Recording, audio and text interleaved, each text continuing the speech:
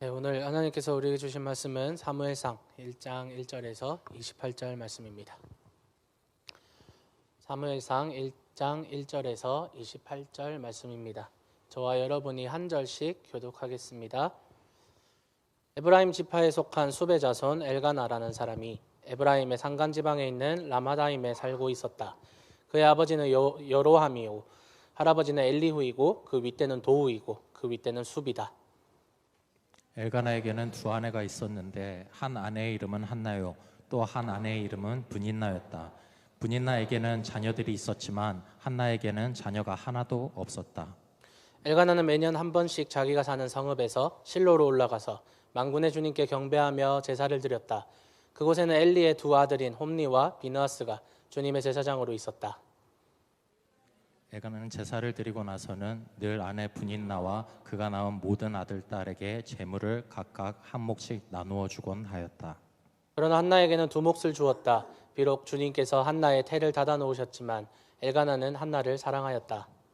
주님께서 한나의 태를 닫아 놓으셨으므로 그의 적수인 브닌나는 한나를 괴롭히고 업신 여겼다. 이런 일이 매년 거듭되었다. 한나가 주님의 집으로 올라갈 때마다 브닌나가 한나의 마음을 늘 그렇게 괴롭혔으므로 한나는 울기만 하고 아무것도 먹지 않았다.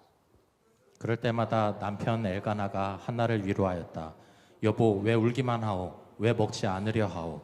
왜 늘 그렇게 슬퍼만 하는 거요? 당신이 10 아들을 두었다고 해도 내가 당신에게 하는 만큼 하겠소. 한 번은 엘가나 일행이 실로에 있는 주님의 집에서 음식을 먹고 마신 뒤에 한나가 일어나서 자리를 떴다. 그때 제사장 엘리는 주님의 성전 문설주 곁에 있는 의자에 앉아 있었다. 한나는 괴로운 마음으로 주님께 나아가 흐느껴 울면서 기도하였다.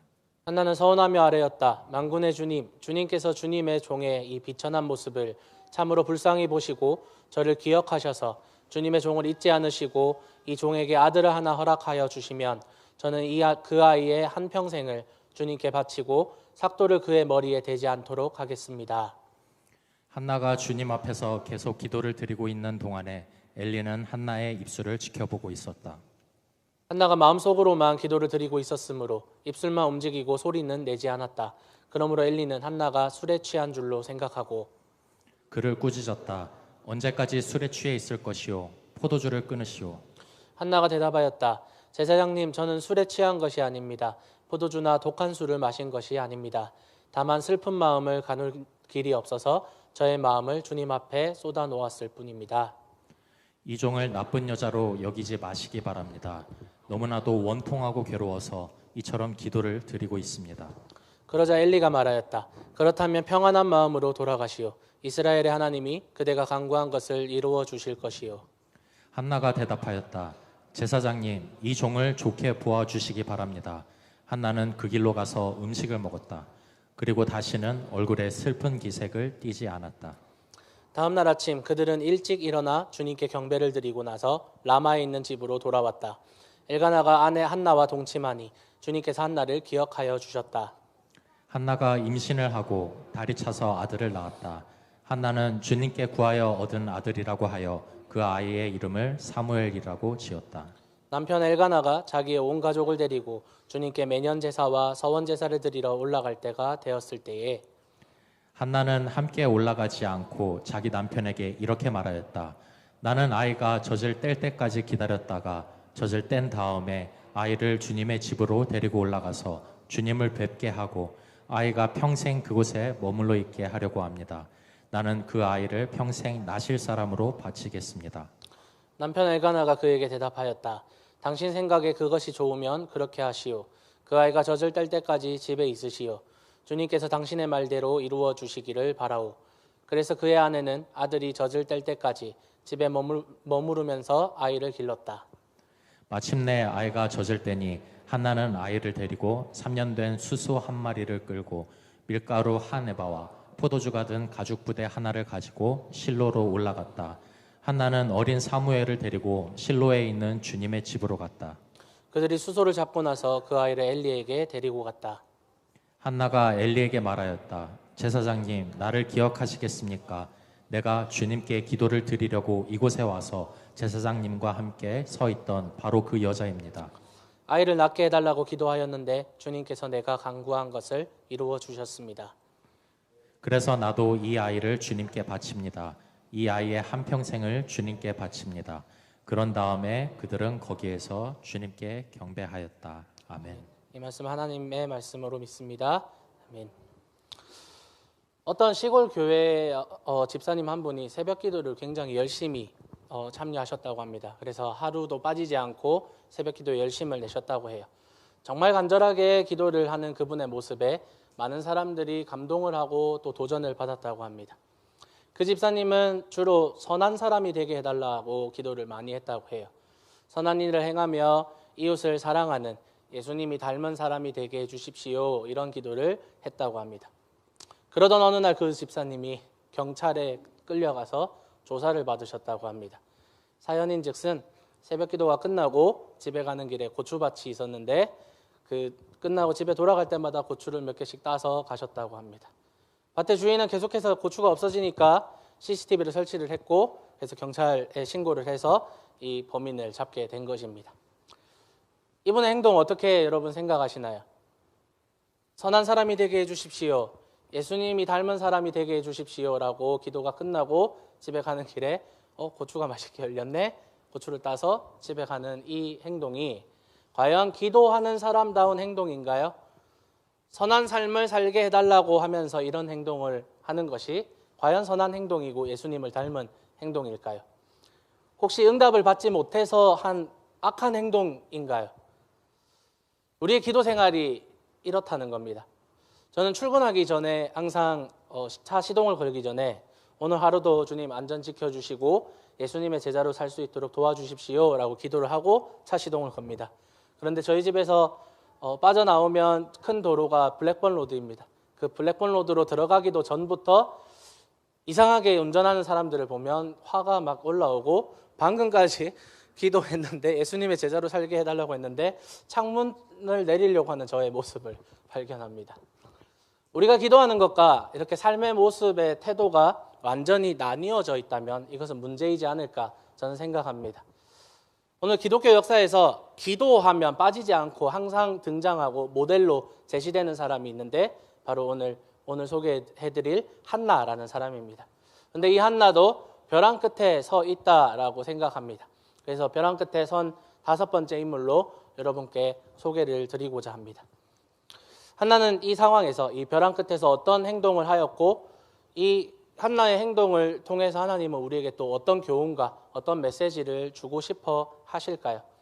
오늘 이 말씀을 통해서 하나님의 뜻을 깨닫고 하나님의 일하심을 또 겪으며 고백하며 믿는 우리 모든 성도들 되시기를 예수 그리스도 이름으로 축복합니다. 한나 또한 오늘 보시면 벼랑 끝에 서 있는 것을 우리가 알 수 있습니다. 오늘 말씀 2절 말씀을 한번 보시면요, 엘가나에게 두 아내가 있었는데 한 아내의 이름은 한나요, 또 한 아내의 이름은 브닌나였다. 브닌나에게는 자녀들이 있었지만 한나에게는 자녀가 하나도 없었다. 이 엘가나라는 사람이 등장합니다. 1절에 이 엘가나라는 사람의 지파를요, 에브라임 지파 사람 엘가나라고 소개를 하지만 사실 이 번역은 잘못된 번역입니다. 사실 이 사람은 에브라임 지역에 사는 레위 지파로 성경학자들은 해석을 하고 있습니다. 왜냐하면 역대하에서 사무엘의 족보를 보았을 때 그가 레위 자손인 고앗 자손이라고 밝히고 있기 때문에 사무엘의 아버지인 엘가나 또한 레위 지파로 보는 게 맞다고 생각합니다. 여하튼 이 엘가나라는 사람이 두 아내가 있었는데 한나와 브닌나였습니다. 브닌나에게는 자녀들이 있었지만, 자녀들이라고 합니다. 자녀들이 있었지만 한나에게는 하나도 없었습니다. 우리가 몇 주 전에 살펴보았던 야곱과 레아와 라헬의 이 사건이 오버랩 될 것입니다. 그리고 이 6절 말씀에 의하면 동일하게 한나의 태를 닫으신 분이 하나님이라는 사실도 우리는 알 수 있습니다.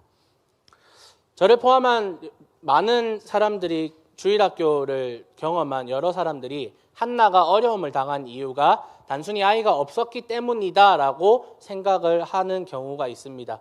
저도 오늘 말씀을 깊이 연구하기 전에는 한나의 문제는 그냥 아들이 없는 것으로 저는 이해를 하고 있었으니까요. 그런데 아이가 없는 것이 문제가 아닌 것은 아니에요. 그런데 사실 한나가 진짜로 어려움을 당하고 그가 벼랑 끝에 서 있는 이유는 단순히 아이가 없는 이유 때문만은 아니었습니다.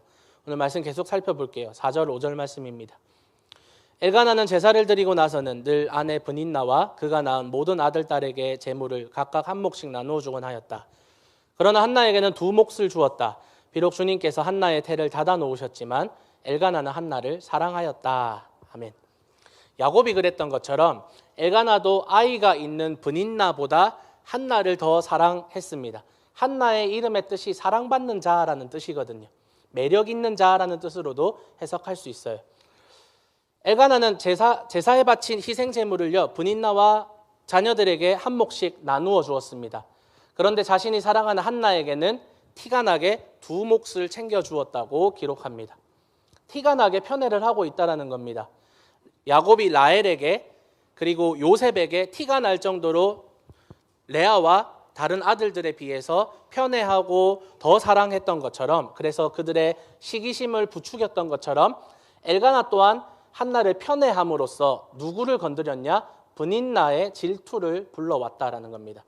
그래서 브닌나가 본격적으로 한나를 괴롭히기 시작합니다.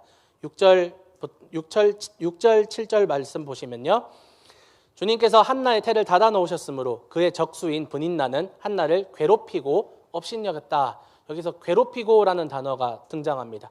7절 말씀에 이런 일이 매년 거듭되었다. 한나가 주님의 집으로 올라갈 때마다 브닌나가 한나의 마음을 늘 그렇게 괴롭혔으므로, 또 괴롭혔으므로가 나옵니다. 한나는 울기만 하고 아무것도 먹지 않았다. 16절 말씀 볼까요? 16절 말씀, 이 종을 나쁜 여자로 여기지 마시기 바랍니다. 너무나도 원통하고 괴로워서 이처럼 기도를 드리고 있습니다. 여기서 원통하고 괴로워서라는 단어가 동일한 단어를 사용합니다. 엘가나의 편애로 브닌나의 질투가 시작되었는데 그 강도가 정말 심했던 모양입니다.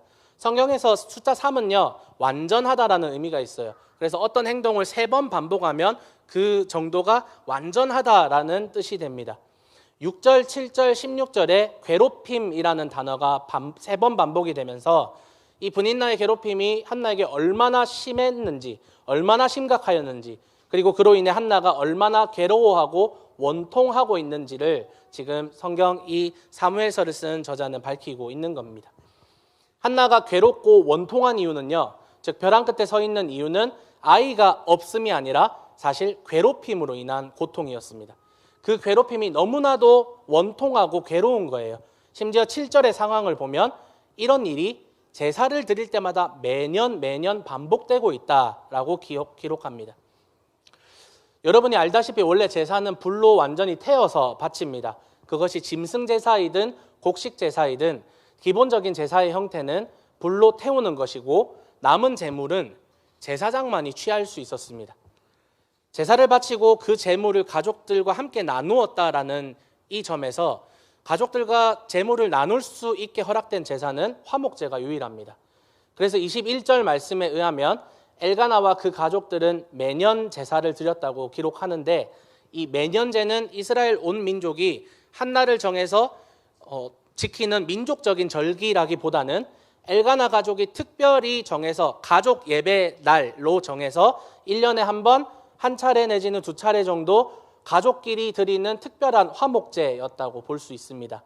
그래서 이 날을 엘가나는 패밀리데이로 정했던 것 같아요. 그래서 가족 명절로 이 화목제를 지내고 그 제물을 나누어 먹으며 하나님과의 화목을 추구하고 또한 가정 안에서의 화목을 원했던 것 같습니다. 그런데 그의 소망과는 다르게요, 화목을 위한 화목제 날에 브닌나는 한나를 더 심하게 괴롭힙니다.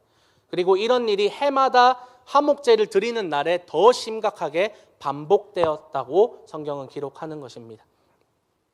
6절 다시 보시면 6절에서 괴롭히고라는 단어가 나오는데, 이 괴롭힘이라는 단어의 원어는 카스라는 단어인데 이 단어의 의미는 격분하다라는 뜻입니다. 또 다른 의미로는 영혼이 아파하다라는 뜻도 있습니다. 이 단어는 주로 하나님이 악인들을 심판하실 때의 그 감정을 드러낼 때 사용하는 단어입니다. 하나님이 악을 멸하실 때, 사탄을 멸하실 때, 심판하실 때 그들에게 갖는 마음을 카스라는 단어로 주로 사용하는데, 이 단어가 지금 괴롭힘이라는 단어에서 사용되었습니다. 또한 세 번역에는 잘 번역이 되어 있지는 않는데 슬퍼하고 번민하였다라는 단어인 라암이라는 단어는요, 천둥과 같이 소리를 내다라는 뜻이 있어요. 그래서 6절을 좀 더 원어의 의미에 가깝게 직역을 해보면 브닌나는 한나를 괴롭혀서 한나가 천둥과 같은 고통 소리를 낼 정도로 격분하게 만들었다라는 뜻으로 해석할 수 있습니다. 한나의 고통이 표현할 수 없을 정도로 심각해집니다. 이 고통으로 괴로운 소리가 천둥 소리와 같다라고 기록하고 있습니다. 이 가장이었던 엘가나는 가정을 잘 다스리지 못하고 브닌나가 이렇게 한나를 괴롭히게 되는 원인 제공을 하였음에도 불구하고 문제의 본질을 보지 못하고 굉장히 쉽게 이야기합니다. 왜 울어? 여보, 왜 울어? 왜 먹지 않아? 아들이 없는 것만으로 왜 이렇게 괴로워해? 내가 아들이 있는 것보다 더 잘해줄게. 그렇게 그냥 너무나도 쉽게 이야기를 하면서 아들이 없는 것만으로 괴로워하는 줄 알고 있습니다. 이런 한나가 먹을 것이 넘어가겠습니까? 왜 눈물이 나지 않겠습니까? 화목제 기간만 오면 화목해야 되는데 브닌나의 괴롭힘이 더 심해지는데 이 좋은 화목제 날에 다른 사람들은 하하호호 그냥 즐기고 축제 분위기인데 왜 나만 이렇게 고통스러워야 하는가? 그렇게 생각했을 겁니다. 우리도 이런 고통을 겪어요. 나를 격분하게 하여서 내 고통과 신음이 천둥 소리와 같이 되도록 만드는 사람들이 분명히 있습니다. 우리에게 또한 그런 문제를 제공하는 사람들, 원인 제공을 한 사람들은 그 문제를 그렇게 심각하게 생각하는 것 같지도 않아요. 왜 그렇게 감정적이야? 왜 그렇게 인생을 어렵게 살아? 쉽게 해 라고 그렇게 너무나도 우리의 문제를 쉽게 생각한다라는 겁니다. 거기에서 우리의 마음은 더 무너지는 것이죠. 나는 아파 죽겠는데 다른 사람들은 너무나도 쉽게 그렇게 이야기한다는 겁니다. 한나도 우리도 그런 고통 가운데 벼랑 끝에 서 있는 것입니다. 여러분께 질문 드리고 싶습니다. 여러분의 마음은 어떠십니까? 여러분 마음 가운데 천둥 소리와 같은 고통을 그냥 꾹꾹 눌러 담으며 그렇게 하나님 앞에서도 사람 앞에서도 울지 못하고 계시는 것은 아닌지 여러분께 질문 드리고 싶습니다.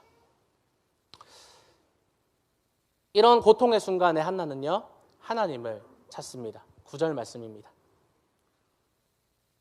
한 번은 엘가나 일행이 실로에 있는 주님의 집에서 음식을 먹고 마신 뒤에 한나가 일어나서 자리를 떴다. 그때 제사장 엘리는 주님의 성전 문설주 곁에 있는 의자에 앉아 있었다. 이 사무엘서 저자는요, 사무엘상 1장에서부터 제사장 엘리와 한나를 비교하는 문학적 기법을 사용합니다. 아이가 없는 한나의 상황을 지금 보고 있는데 3절 말씀에 보면 엘리의 아들인 홈니와 비느하스가 있다라고 언급합니다. 이 비느하스는 저번 주에 살펴봤던 비느하스가 아니에요. 그냥 이름만 같은 동명이인입니다. 이들은 나중에 제사장이 되는 사무엘과 비교가 되는, 그래서 대를 이어서 비교가 되는 그런 문학적 기법을 사용합니다. 결국 이 홈니와 비느하스는 비참하게 죽고요, 사무엘이 올라가는 그런 역전이 일어납니다. 그리고 방금 읽은 9절에도 한나와 엘리가 비교가 됩니다. 엘리는 의자에 앉아 있었다라고 합니다. 그 의미는 단순히 의자에 앉아 있는 것이 아니라 사실은 제사장직을 수행하고 있다라는 비유적인 표현인데, 그럼에도 불구하고 사무엘서 저자는 의도적으로 한나는 상승의 이미지로 기록을 하고 엘리와 엘리의 가족들은 하강의 이미지로 서술을 하고 있어요. 그래서 엘리는 의자에 앉아 있었고 3장 2절에 보면 엘리가 누워 있으며 눈이 어두워졌다고 기록하고 4장 18절에는 아들 둘이 죽었다는 소식을 듣고 놀라서 의자가 뒤로 넘어갔는데 목이 부러져서 죽게 되었다라고 기록합니다. 반면 한나는 9절에서 일어났다라고 기록을 하고 10절에는 기도하였다, 11절에는 서원하였다, 2장 1절에서 또 기도하였다라고 표현하면서 둘을 극명하게 비교하고 있습니다. 의자에 앉아있는 느긋해 보이는 이 엘리와는 다르게 한나는 일어났다고 기록합니다. 여기에서 사용된 단어가 쿰이라는 단어입니다. 쿰이라는 단어는 일어나다, 결심하다라는 의미를 가집니다. 예수님께서 죽은 소녀에게 소녀여 일어나라 달리다 쿰 했을 때 쿰이 바로 이 단어입니다. 한나는 일어나서 자리를 떴다고 기록하는데요, 그래서 한나가 향한 곳이 어디냐? 일어나서 집 밖에 나가서 술을 먹었나요? 혹은 마약을 했나요? 아니면 친구들을 만나서 우리 남편 진짜 죽이고 싶어 라고 했나요? 아니에요. 그가 향한 곳은 바로 성전에 기도하는 곳이었습니다. 한나가 믿음의 사람이었다라는 것을 가리키는 단서가 지금 오늘 1장에 여러 군데 발견이 되는데, 먼저 9절에서 한나가 음식을 먹고 마신 뒤에 일어났다라고 기록합니다. 앞에서 말씀드렸다시피 화목제는요, 제사에 바치고 남은 제물과 분깃을 사람들과 나누어 먹는 것까지가 제사의 규례입니다. 그러니까 나누어 먹고 함께 교제하는 것까지 그 화목제 규례에 포함되어 있어요. 그런데 레위기에는 뭐라고 나와 있냐면, 제사를 잘못 지내는 경우, 제사를 규례를 어기는 경우에는 그 제사가 아무리 좋은 제사라고 할지라도 하나님께 연락되지 못하고 제사를 드린 자에게 가증한 것이 되고 죄가 될 것이다 라는 것이 레위기 7장 18절의 말씀의 명령으로 되어 있어요. 그래서 하나님께서 주신 제사의 규례, 예배의 형식은 온전히 지켜져야 된다라고 이야기하는 것입니다. 그래서 이 화목제의 규례 가운데 먹고 마시며 잔치하는 것까지가 제사의 규례라면, 화목제 잔치 가운데서 한나는 먹고 싶지도 않고 마시고 싶지도 않고 그냥 당장에 뛰쳐나오고 싶었을 것이지만 그 제사 규례를 순종함으로 그 자리를 지키고 있었다라고 우리가 이해할 수 있습니다. 그리고 두 번째 단서는요, 한나의 시대가 사사시대 말기였다는 점을 우리가 염두에 둘 때, 사사시대는 여러분 아는 것처럼 예배와 제사, 믿음 생활 모두가 다 망가져 있는 그러한 상황이었습니다. 그런 상황인데도 불구하고 엘가나의 가족들은 매년 하루를 정해서 가족들이 특별하게 드리는 화목제를 정할 정도로 하나님께 드리는 예배의 열심이었음을, 믿음의 사람이었음을 증명하고 있습니다. 셋째는 그가 너무나도 괴롭고 원통한 마음을 가지고 하나님께 달려갔다라는 데 그 믿음의 사람이라는 증거가 있습니다. 무작정 제사 가운데서 제사도 파하고 자기가 하고 싶은 대로, 자기 감정이 원하는 대로 성전으로 달려간 것이 아니라, 성전으로 달려간다는 그 좋은 목적 아래 제사도 필요 없고 너네랑 교제도 필요 없고 나는 그냥 성전으로 가서 기도할 거야 라고 감정대로 행동한 게 아니라, 해야 할 일들을 하며 지켜야 될 자리를 지키는 가운데서 한나는 애통하는 심정으로 그 감정을 그대로 들고 제사가 끝난 후 하나님에게 달려갑니다. 저는 그래서 지금 방금 세 가지 단서 정도로 한나가 믿음의 사람이라는 것을 증명하고 있습니다. 한나가 한 행동들이 우리에게 적용될 때 우리에게 또 하나의 율법의 굴레로서, 여러분에게 무거운 짐으로서 가지 않기를 원해요. 믿음의 사람으로서의 행동이에요. 이게 구원받지 않은 사람이 이렇게 해야 하나님을 알 수 있다가 아니라, 구원받은 사람으로서 어떻게 기도해야 하는가, 어떻게 위기 상황에서 행동해야 하는가를 여러분에게 알려주기를 원합니다. 한나의 모습은 믿음의 사람의 모습입니다. 믿음의 사람은 이러해야 합니다. 사사시대는 어찌 보면 지금 코로나 시대와 매우 닮아 있는 것일지도 모릅니다. 예배와 모임이 완전히 무너져 있고 하나님의 말씀이 기준이 되는 것이 아니라, 성경은 자기 소견에 옳은 대로 사람들이 행동하였다. 그 말은 내 말이, 내 마음이, 내 생각과 내 감정이 나의 행동의 기준이 된다라는 겁니다. 하나님 말씀보다 내 생각이 더 우선순위가 되는 그런 상황이라는 겁니다. 내 소견에 옳은 대로 선택하여 신앙생활이 아니라 종교생활을 하고 있는 이 사사시대 이스라엘 백성의 모습은 마치 우리 지금 현대사회, 지금 코로나 시대를 살고 있는 많은 무너져 내린 교회들의 모습과 같습니다. 믿음을 지키기가 너무나도 어려운 이 상황 가운데서 하나님을 버리고 떠날 조건은 너무나도 충분했습니다. 한나에게는 하나님을 원망하고 하나님을 버릴 조건들이 너무나도 많았습니다. 그런데 오히려 그는 하나님을 더욱더 강하게 붙잡고 있습니다. 아주 슬프고 아주 원통하고 비통한 그 심정을 가지고 우리는 사람에게도, 교회에게도, 그리고 하나님에게도 우리는 자주 실수를 해요. 내 감정, 내 생각에 완전히 매몰되어서 나 힘든데 하나님 뭐 했어요? 정도면 양반입니다. 그냥 하나님을 찾지 않아요. 내가 힘든 감정에 완전히 매몰되어서 하나님이 없다라고 부인하는 사람들까지 생겨나는 것이 지금 코로나 시대이지 않습니까? 그리고 내 감정 때문에 내가 있어야 될 자리, 내가 해야 할 것들을 하지 못하는 또한 우리의 모습을 발견합니다. 하지만 한나는 그렇게 자신의 감정에 매몰되지 않았습니다.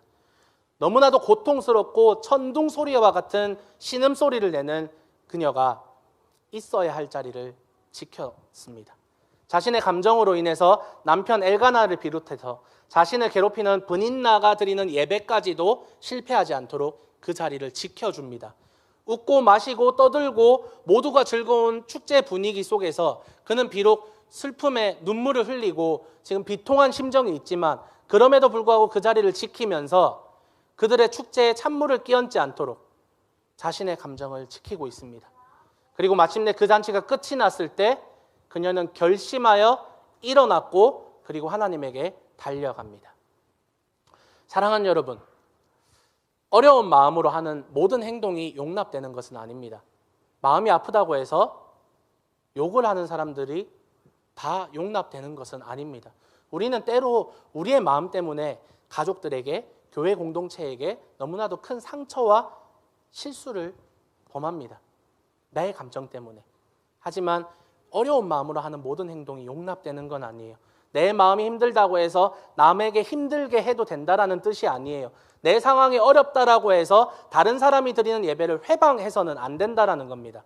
감정적으로 신앙의 모습들이 좌지우지되는 그러한 믿음이 아니라 지켜야 할 것들은 지키고 배워야 할 것들은 배우며 우리가 해야 할 것들을 해야 하는 그런 신앙을 가져야 함을 우리는 말씀을 통해서 배웁니다.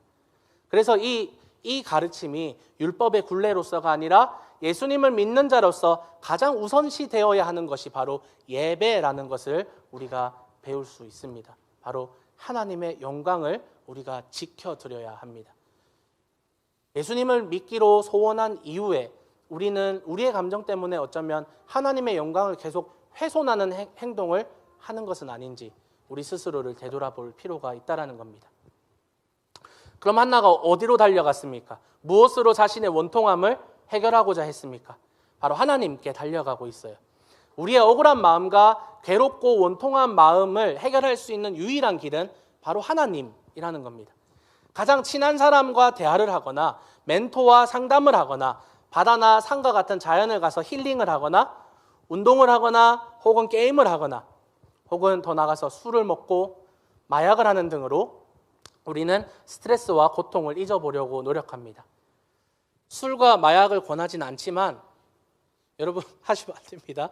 우리는 우리가 건강하게 스트레스를 어떻게 해소하느냐 각자의 방법이 있습니다. 저도 정말 마음이 어려울 때는 저는 마음의 고향인 바다로 찾아갑니다. 저는 부산 사나이니까요. 그래서 그 바다로 찾아가서 아무것도 하지 않고 몇 시간 동안 멍 때리다가 돌아옵니다. 요즘에 아이폰이 업데이트가 되면서 여러분 그 파도 소리를 재생해주는 새로운 기능이 생겨서 아주 잘 사용하고 있습니다.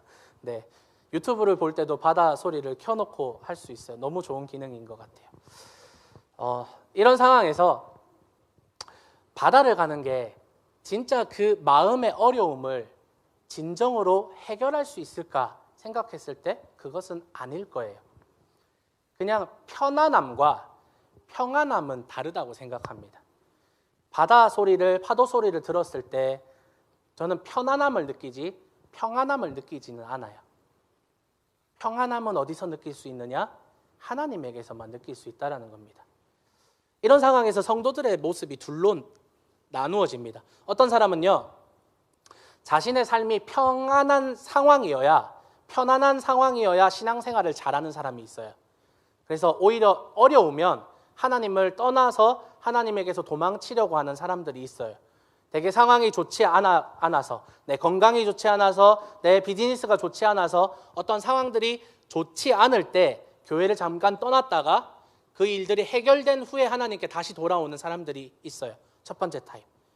그런데 반대 타입의 사람들은요, 자신의 삶이 완전히 밑바닥에 있을 때, 완전 실패를 계속 경험하고 있을 때 오히려 하나님을 더 간절하게 찾고 구하는 사람들이 있어요. 그런데 이런 사람들은 상황이 괜찮아지면 교만하여져서 하나님이 주신 은혜를 잊어먹고 그냥 내가 잘났지 하면서 살아가는 그런 사람들도 있습니다. 둘 다 잘못된 행동이잖아요. 어려울 때는 도피하다시피 하나님에게서 도망치는 모습도 사실 잘못된 행동이고, 평안할 때 하나님의 은혜를 잊고 교만하고 나태한 삶의 모습, 신앙의 모습을 가질 때 그것도 잘못된 신앙의 모습이라는 겁니다. 그래서 잠언 30장에 등장하는 아굴이라는 사람 저 너무나도 좋아하는데, 그가 했던 기도가 참 감동이 됩니다. 하나님, 나를 가난하게도 마옵시고 부하게도 마시고 오직 필요한 양식으로 나를 채워주십시오. 왜냐하면 내가 너무 풍요로워서 하나님을 부인할까 봐 두렵고, 내가 너무 가난하여서 도둑질함으로써 하나님의 영광을 훼손할까 두렵습니다. 그러니 내가 너무 부하게도 마시고 가난하게도 마시고 필요한 양식으로만 채워주십시오. 제 평생의 기도 제목입니다. 그런데 우리는 이렇게 살지 않아요. 어려울 때는 하나님 피해서 도망가거나, 혹은 괜찮아지면 하나님을 부인하는 이런 죄를 짓는 그러한 족속들이 바로 우리라는 겁니다. 괴롭고 원통할 때 하나님을 찾고 그 문제가 해결되어서 평안할 때도 하나님의 은혜에 감사하며 하나님이 주신 평안을 겸손하게 누리며 하나님을 잘 섬기고 싶지만, 그게 우리 마음대로 되지 않아요. 어려울 때나 힘들 때나 상황에 관계없이 하나님을 섬기고 싶지만 그게 우리 마음대로 되지 않는 것이 바로 우리의 삶의 모습이라는 겁니다. 하지만 분명한 것은 우리는 언제 어디서나 하나님을 찾아야 합니다. 왜냐하면 언제 어디서나 하나님이 그 자리에 계시기 때문입니다. 한나는 이 두 가지 모습을 다 보여줘요.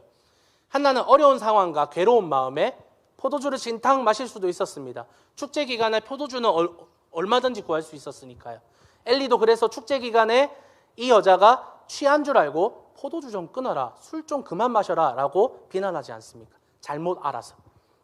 그가 포도주를 진탕 마실 수도 있었습니다.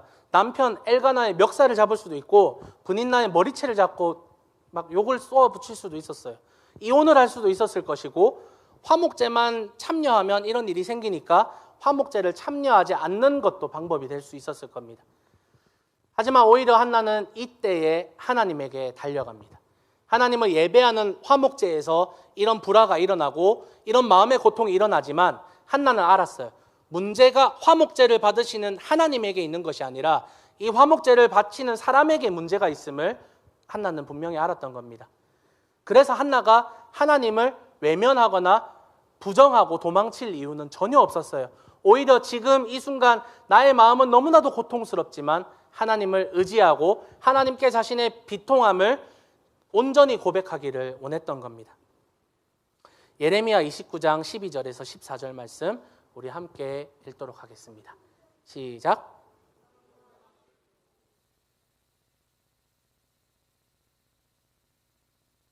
너희가 나를 찾으면 나를 만날 것이다. 너희가 온전한 마음으로 나를 찾기만 하면 내가 너희를 만나주겠다. 나 주의 말이다. 내가 너희를 포로 생활에서 돌아오게 하겠다. 내가 너희를 쫓아보냈던 세상의 모든 나라, 모든 지역에서 너희를 모아오겠다. 내가 너희를 포로로 보냈으나 나는 너희를 그곳에서 너희의 고향으로 다시 데려오겠다. 나 주의 말이다. 아멘.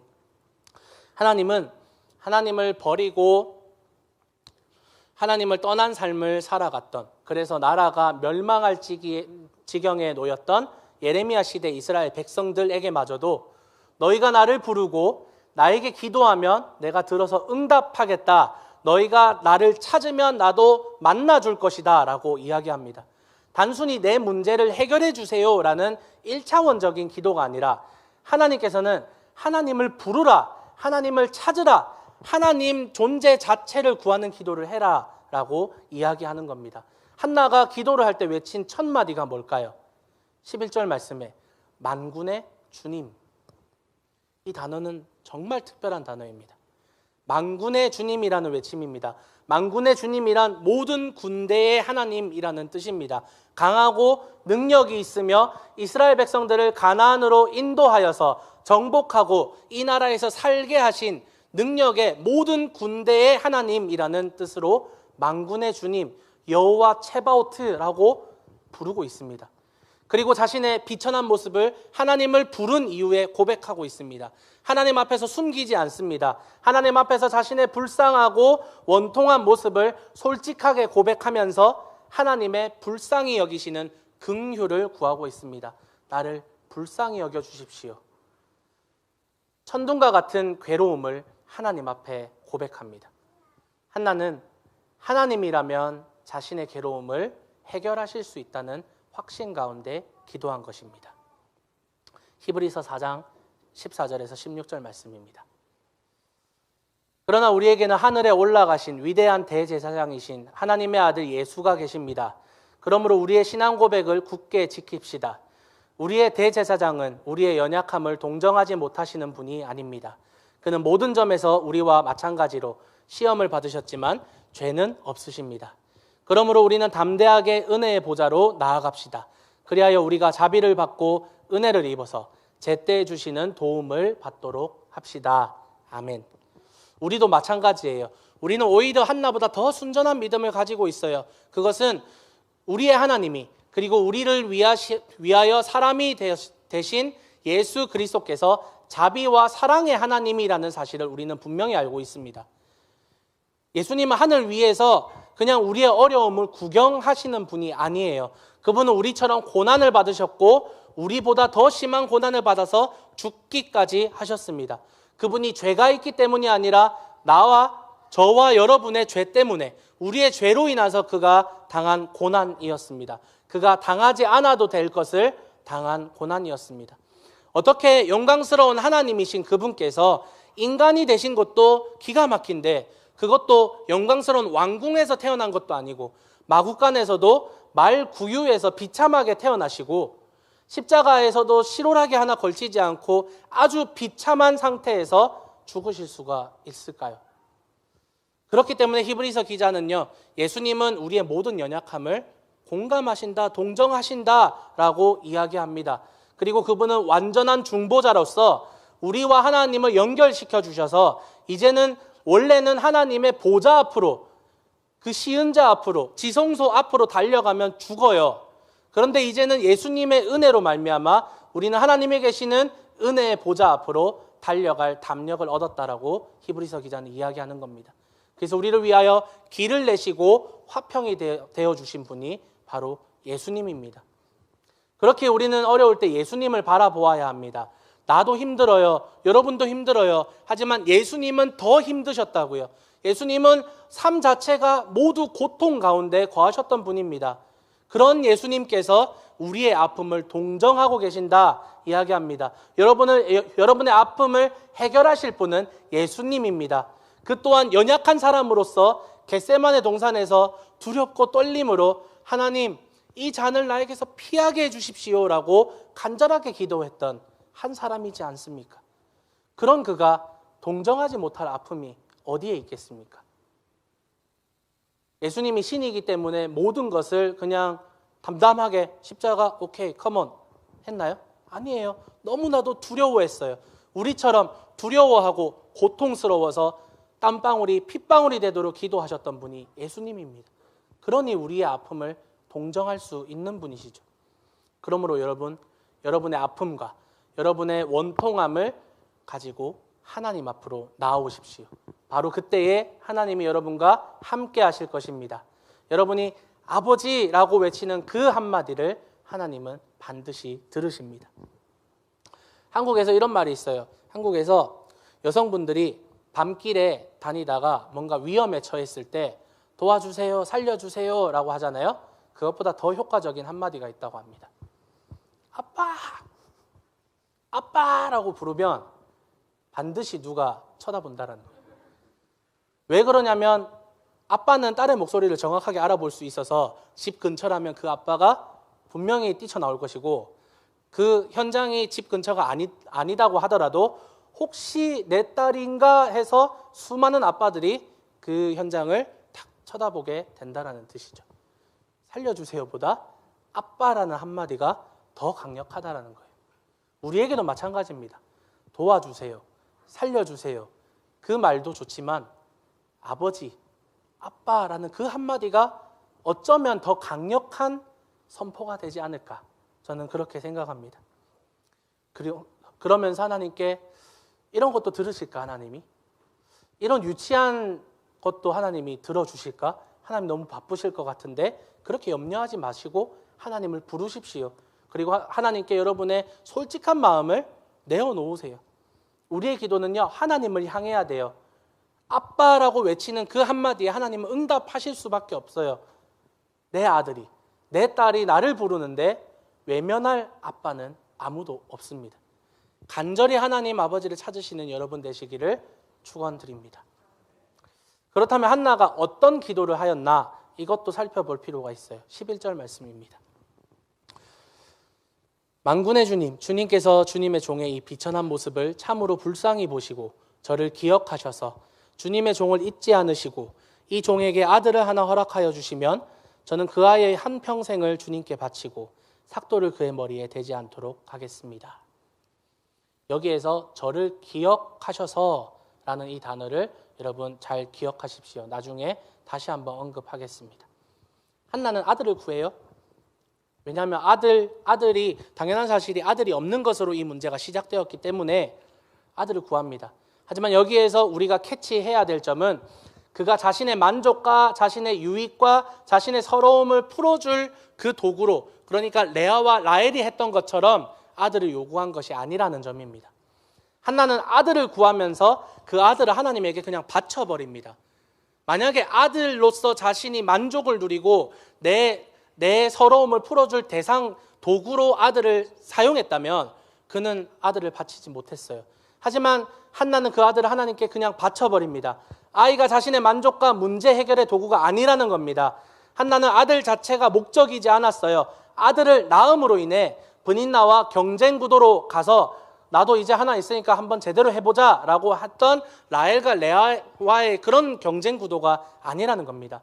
한나가 무엇을 기도하고 있느냐? 하나님의 영광을 위해서 기도를 하고 있다는 겁니다.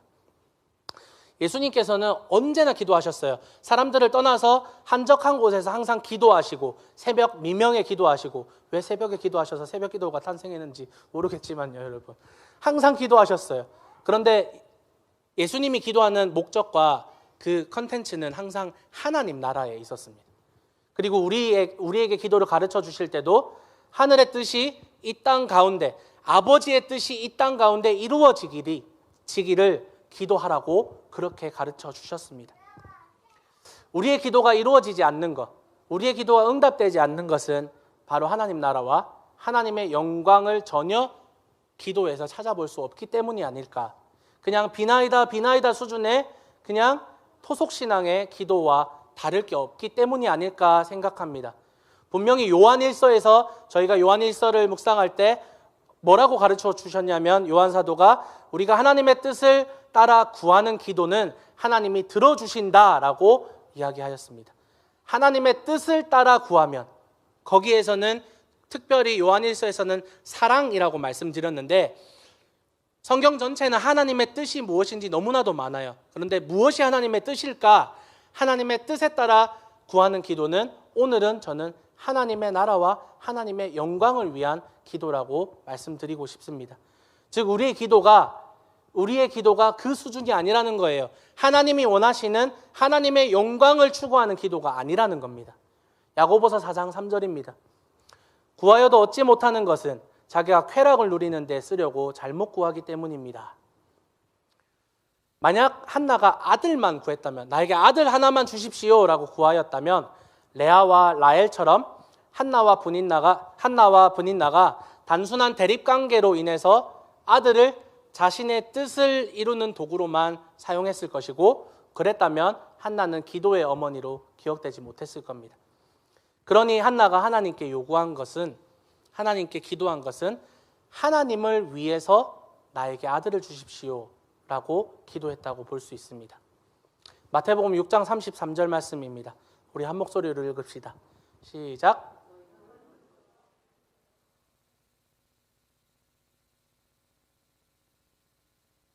아멘.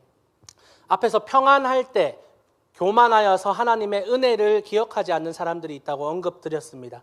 그런 사람들은 생각보다 많습니다. 화장실 들어갈 때와 나올 때 마음이 다르다고 그렇게 말하잖아요. 어려울 때는 하나님 한 번만 해결해 주십시오. 하나님 이 위기만 넘겨주시면 제가 하나님 열심히 섬기겠습니다.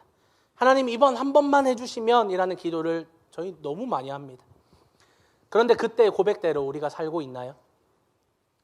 우리는 그렇다고 담대하게 말할 수 없습니다. 저도 하나님이랑 딜했던 그런 기도 중에 지키지 않고 있는 게 부끄럽지만 참 많더라고요. 한나는요, 단순하게 자신의 괴로움을 해결해 줄 아들이 필요한 것이 아니었습니다. 이것으로 브닌나의 괴롭힘을 멈추어 달라는 기도도 하지 않았어요.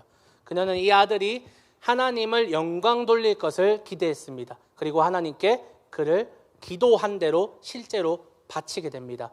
오늘 아들을 낳은 후에 26절부터 28절 말씀에 한나가 이제 찾아가서 다시 엘리와 대화를 합니다. 제사장님, 나를 기억하시겠습니까?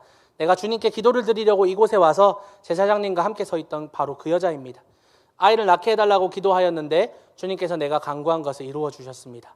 그래서 나도 이 아이를 주님께 바칩니다. 이 아이의 한평생을 주님께 바칩니다.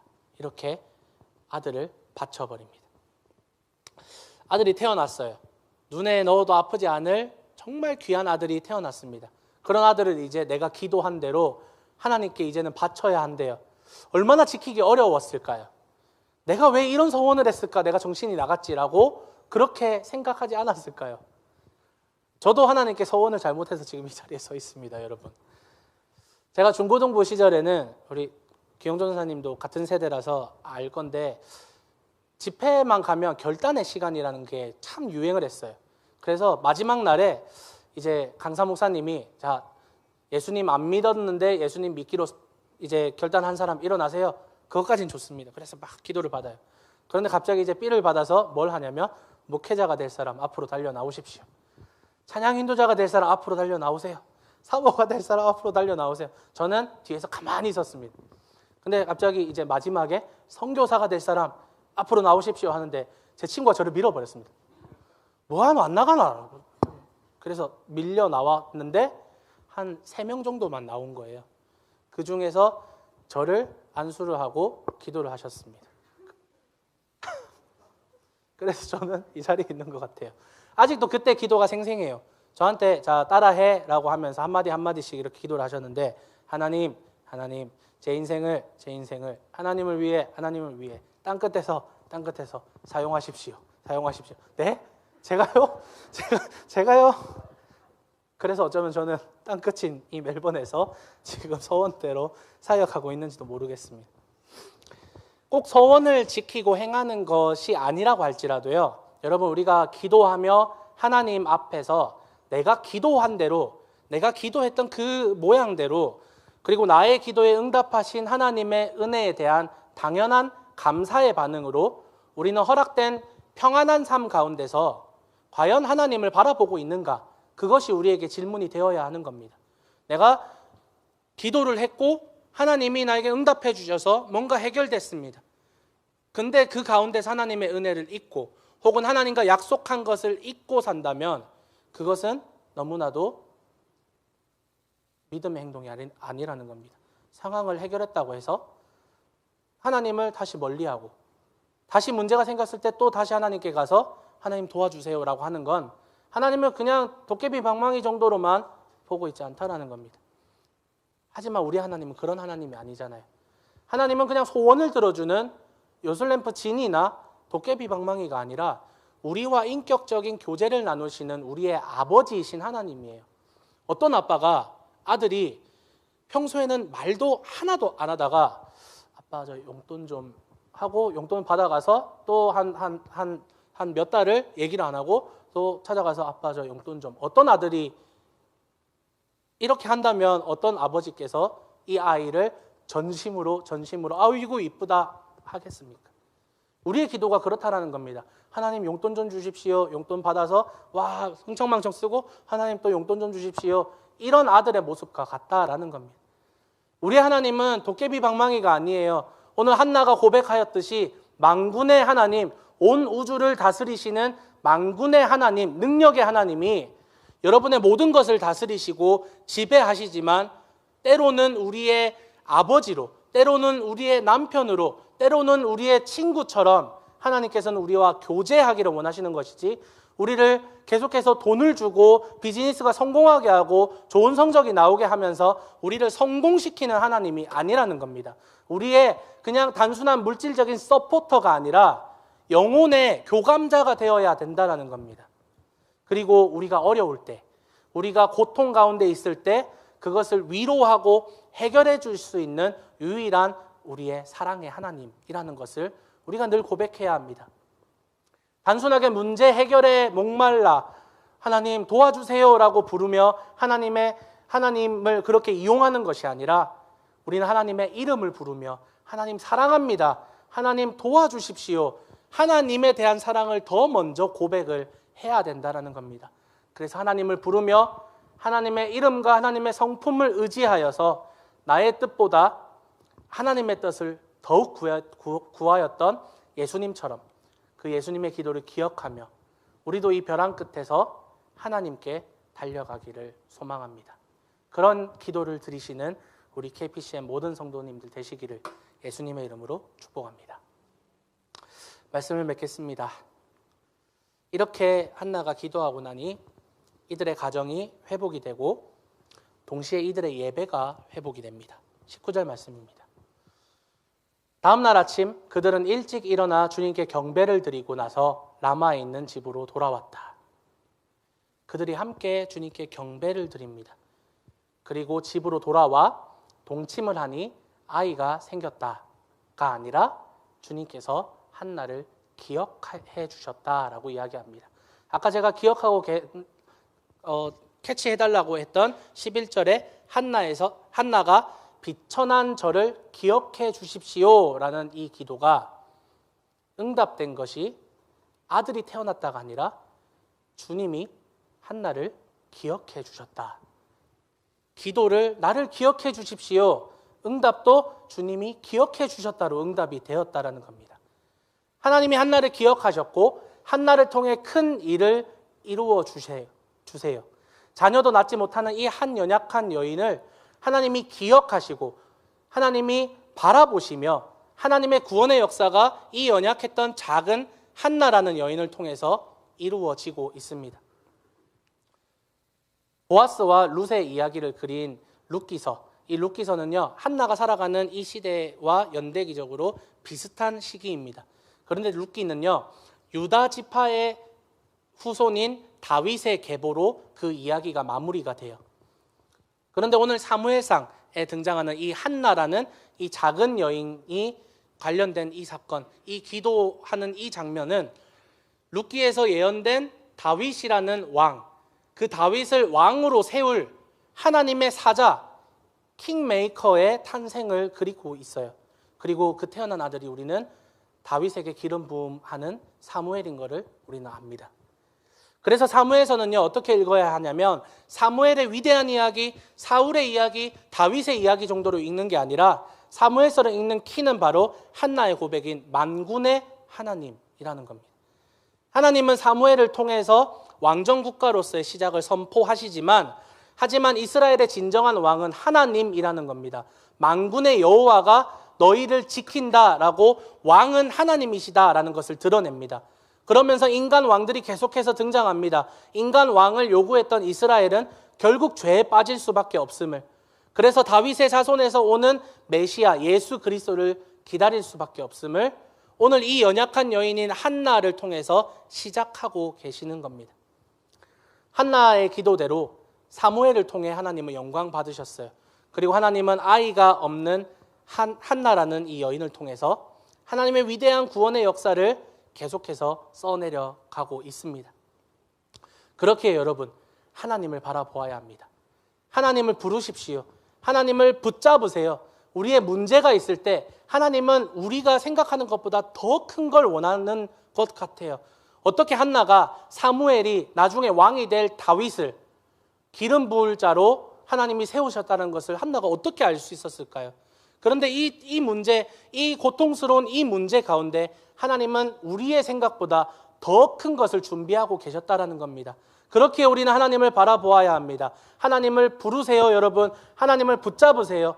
고통스럽고 괴롭고 원통한 그 순간에 하나님을 바라보시고 하나님 나를 기억해 주세요 라고 간절히 기도할 때 하나님은 여러분을 반드시 기억하시고 하나님의 구원 역사를 이루어 가실 겁니다. 반주를 좀 부탁드립니다. 단순히 여러분 돈을 위해서 기도하지 마시고요. 돈이 아니라 하나님, 내가 하나님 나라를 위해서 돈이 필요합니다 라고 기도해 보세요. 단순히 비자를 위해서 기도하는 게 아니라 하나님 나라를 위해서 비자가 필요합니다. 병 낫기를 원하는 게 아니라 하나님 나라를 위해서 내가 병 낫기를 원합니다. 단순히 우리가 담임 목사님이 필요하다고 주님 담임 목사님 보내주십시오라고 기도하기보다 하나님 나라와 하나님의 영광을 위해서 지금 우리 교회의 목사님이 필요합니다. 우리가 이렇게 기도할 수 있지 않을까요? 여러분의 모든 기도에 하나님의 나라와 하나님의 의와 하나님의 영광을 담아 놓을 때, 그 기도가 하나님의 영광을 추구할 때 하나님은 반드시 응답하실 것입니다. 만군의 하나님이시며 우리의 아빠이신 여러분을 사랑하시는 하나님께 달려나가 기도하기를 원합니다.